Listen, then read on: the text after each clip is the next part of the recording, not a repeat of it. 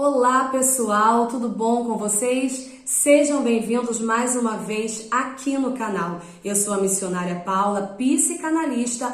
Hoje nós vamos falar sobre família disfuncional. Você sabe o que é isso? Uma família disfuncional é aquela família que nada funciona. O pai não cumpre a sua função paterna, a mãe não cumpre a sua função materna, o filho não se coloca no lugar de filho e quando tá tudo fora do lugar, essa família ela não funciona. O sistema ela não se movimenta, porque a família é um sistema que se movimenta. Então, quando as coisas estão fora do lugar, quando as coisas não funcionam, quando os membros dessa família não contribuem, um para o bem-estar do outro, para o crescimento do outro, essa família se torna disfuncional. Quando a gente recebe um adolescente no consultório, a gente entende que aquele adolescente, ele é um sintoma daquela família. E nós chamamos de paciente sintomático, Então vamos aqui para a nossa colinha para a gente falar um pouquinho sobre esse assunto. Uma família saudável, como eu disse, é uma família que se movimenta, mas ela precisa se movimentar para o lugar certo. Então a mãe, como eu disse, ela tem a função materna, que é a função de nutrir, que é a função de proteger, é a função do colo, do aconchego, da comunhão, do afeto. Aí talvez esse pai também não cumpre a função paterna, que é aquela função de colocar limite, leis, regras, inclusive com relação a essa questão de função materna e paterna, eu te convido até quando você terminar esse vídeo, assistir um vídeo que eu falo sobre o filhinho da mamãe e a menininha do papai, que a gente fala um pouquinho sobre o complexo de Édipo. Então esse vídeo pode ser talvez até um complemento desse outro vídeo que eu tô te indicando para você assistir no final. Por exemplo, quando as funções são trocadas, essa família ela se torna disfuncional. Tem mulheres que não são supridas pelo marido, não são supridas sentimentalmente. Elas pegam esse filho inconscientemente e elas colocam no lugar desse marido. Então ela tira o filho no lugar do filho e coloca no papel que não é dele. Um comportamento até fácil de identificar, por exemplo, uma mãe que ela sente ciúme de todas as namoradas que o filho arruma. Então você tem que ver qual é o papel que esse filho ocupa dentro de você. Filho precisa ocupar papel de filho. Ele não veio para suprir as suas carências. Então existe aí algo disfuncional, Porque esse filho aí tem uma idealização em cima desse filho, a lei da maternidade. Por exemplo, mães de meninas querendo, na verdade, não ser mãe, querendo ser irmã mais velha, saiu da função materna, saiu da sua função de mãe. Eu sempre falo o seguinte, você não é amigo, você não é amiga dos seus filhos, você é muito mais do que isso. A partir do momento que você fala, sou muito amiga, você se iguala, e quando você se iguala, o filho ele não consegue mais ter aquela visão hierárquica, porque uma família, quando ela perde a hierarquia, ou seja, pais e filhos, essa família ela também se torna disfuncional, vai ter um sintoma em algum membro dessa família, alguma coisa vai deixar de se desenvolver, porque as pessoas estão saindo dos seus papéis que deveriam ocupar. Uma mãe, por exemplo, que ela não viveu o que ela queria ter vivido na adolescência, ela começa a idealizar isso na filha. E essa mãe, ela começa a querer atrapalhar, ou se igualar, ou querer viver igual. Eu tô tentando aqui dar alguns exemplos, porque os exemplos de família disfuncional são vários, tá? Eu estou tentando dar alguns exemplos para você entender que quando todo mundo ocupa o seu lugar correto e se movimenta para o lugar certo, a família funciona bem. Tem muitas mães estragando a autoestima das filhas por causa dos seus problemas mal resolvidos do passado, porque o papel da mãe é deixar a filha segura, é deixar a filha com uma boa autoestima, é deixar a filha feliz, passar isso para ela. Então, assim, essa falta de validação dos pais com os filhos gera muitos desajustes, tá? Entenda que não existe um único culpado dentro de uma família. Existem responsáveis, tá? Todos são responsáveis. Isso porque nós não analisamos só o paciente que chega pra gente. Nós analisamos tudo, Quando a gente faz ali a terapia familiar, nós olhamos o todo que está adoecido. Por isso que muitas das vezes, quando nós atendemos crianças, atendemos adolescentes, provavelmente existe uma fase do tratamento, da terapia, que eu chamo os pais, eu chamo a família, para a gente tentar reajustar aquilo que saiu do lugar.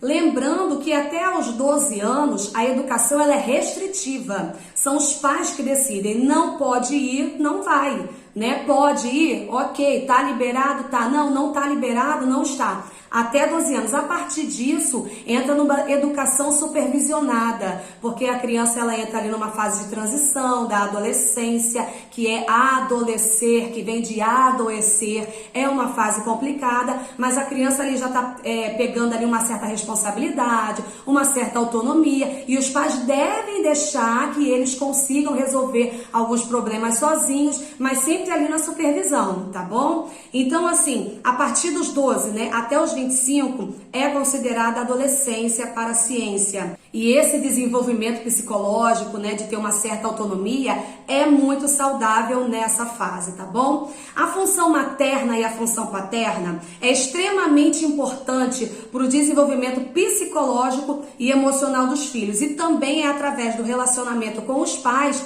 que os filhos vão se relacionar com outras pessoas. Existe também nessa relação o que a gente chama de espelhamento. Aí eu te indico o meu outro vídeo que eu tenho aqui no canal, que fala sobre neurônio espelho. É muito bacana, você vai gostar. Quando terminar esse vídeo, você pode assistir esse do neurônio espelho. O espelhamento é assim, o seu filho não vai fazer o que você fala, ele vai fazer o que você faz. O seu filho não vai fazer o que você manda, ele vai copiar o seu comportamento. Esse espelhamento dentro de casa é uma construção para o seu filho, tá? Então, se você é mentiroso, existe uma grande parte de você estar criando um mentiroso dentro da sua casa. Se você é uma pessoa preconceituosa, uma pessoa crítica, uma pessoa que julga, uma pessoa que fala mal das pessoas, o seu filho possivelmente vai ser uma pessoa preconceituosa, uma pessoa que vai falar mal das pessoas. Se você é uma pessoa que fala gritando o tempo todo, seu filho provavelmente terá esse comportamento, tá? E avançando nesse espelhamento, se você é um esposo estúpido, se você trata a sua esposa com grosseria, possivelmente o seu filho vai copiar esse comportamento quando ele casar. É através do amor, né, como eu falei, que nutre, o amor materno, que gera comunhão, proteção, que a criança ela consegue confiar, que ela consegue amar, que ela consegue se emocionar, se sensibilizar diante das questões da vida. E a função paterna, como eu disse, é a lei, é aquela que é responsável por confrontar realidades com a criança, né? Tirando a criança do seu egocentrismo e respeitar os limites de convivência, limite de regra. Essa é a função paterna, tá? A função paterna, ela tá muito ligada à construção da personalidade. Nós podemos dizer que a função materna, ela seria aquela mão pesada que frustra os desejos, né? É a racionalidade, é a lei, né? Porque é a regra, tá? Que a função paterna traz, que previne o comportamento problemático, o comportamento negligente, o comportamento maldoso, né? E, em última instância, até o comportamento criminoso. Então, nós precisamos entender que a função paterna, ela é extremamente importante na construção da personalidade da criança e do adolescente. Ah, então a mãe, ela só vai amar, ela não vai colocar regra, e o pai não pode ser afetuoso? Então, vamos por parte? Mãe, ela ama sim, mas se ela precisar colocar regra, colocar limite, é claro que ela vai colocar. O pai não precisa ser estúpido para colocar regra. Você não precisa ser estúpido, você não precisa ser grosso, você precisa abraçar seu filho, você precisa beijar, você precisa dar carinho, mas na hora que você falar com firmeza para ensinar essa criança a respeitar regras e limites na vida, tá?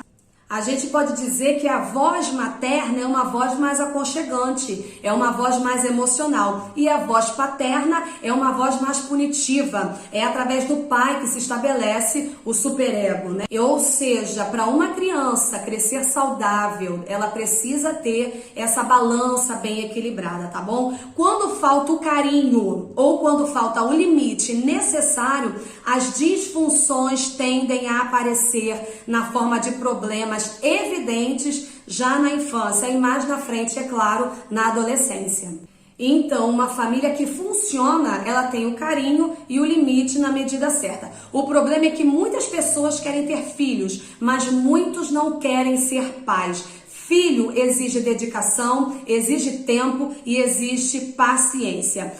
E se os pais forem divorciados? Você pode ser divorciado da sua esposa, do seu esposo, mas não se divorcie do seu filho. O relacionamento do casal não deu certo, mas o relacionamento com o filho precisa dar certo, tá? Filho criado sem uma dessas funções, materna ou paterna, vai gerar um problema muito grande na sua identidade, nos seus relacionamentos, na sua sexualidade, tá? Eu vejo mães querendo se vingar do ex-marido e aí elas usam o filho para essa vingança, mas é uma coisa tão egocêntrica, é uma covardia, porque você está destruída emocionalmente e agora você vai acabar destruindo o seu filho também emocionalmente na construção psíquica dele. Então, se os pais forem divorciados, não se divorcie dos filhos, porque filho precisa de pai e de mãe, tá? Se por algum motivo a criança não tem pai, ou porque faleceu, ou porque infelizmente é ausente mesmo, né?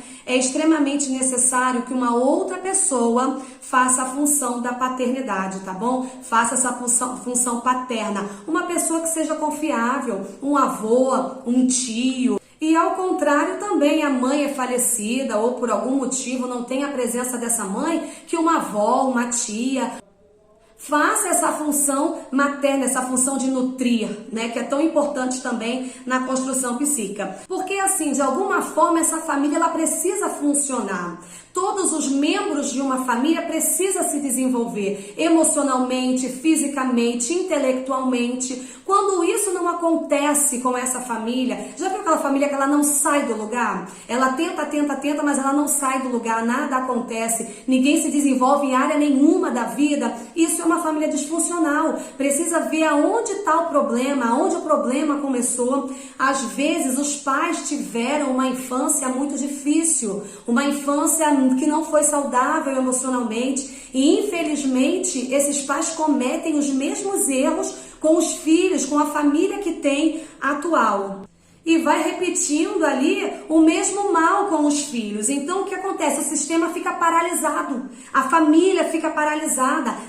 Então, o que é que está parado aí na sua casa? O que é que está disfuncional aí dentro? Existe um momento que a família tem que parar. Tem que consertar para poder voltar a funcionar, para poder voltar, na verdade, se movimentar na direção certa. Eu iniciei o vídeo falando sobre o paciente que ele é sintomático. Ele é o sintoma da família. A paralisia é quando aparece uma droga. A paralisia é quando a pessoa ela se casa com alguém que tem as mesmas características ruins que os pais tinham. E aí ela sofreu com os pais e agora ela sofre com os cônjuges. Então, sabe, a família ela não anda, ela fica sempre vivendo as mesmas dores, o mesmo sofrimento.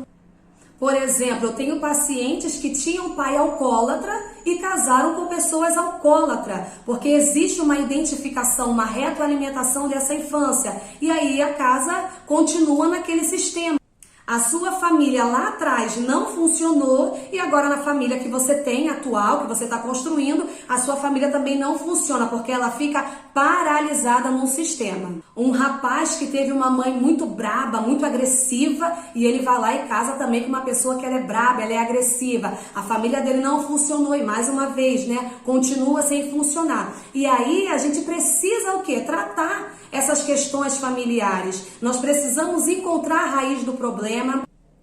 Então, se você tem na sua casa um membro que ele dá muito trabalho, ou que ele foi para o alcoolismo, que ele foi para algum tipo de vício, ou o comportamento dele não é adequado, normalmente as pessoas da família chamam ele como a ovelha negra da família. Entenda bem, essa pessoa, essa criança, esse adolescente, enfim, esse membro da família que é conhecido como problemático, simplesmente ele é o sintoma dessa família. Alguma coisa está fora do lugar nessa casa e aí alguém que sempre tem aquele que absorve mais. Sempre tem aquele que é uma esponja, ele absorve tudo da família. Então essa pessoa ela é apenas um sintoma. Vale a pena procurar ajuda, vale a pena procurar uma terapia para que a sua família volte a funcionar, para que o pai volte para o papel de pai, a mãe no papel de mãe, os filhos no papel de filhos, e aí sim essa família vai movimentar para a direção certa e todos os membros vão conseguir se desenvolver emocionalmente, emocionalmente, psiquicamente, profissionalmente, na vida sentimental e em todas as outras áreas, tá bom? Eu espero mais uma vez que esse vídeo tenha te ajudado.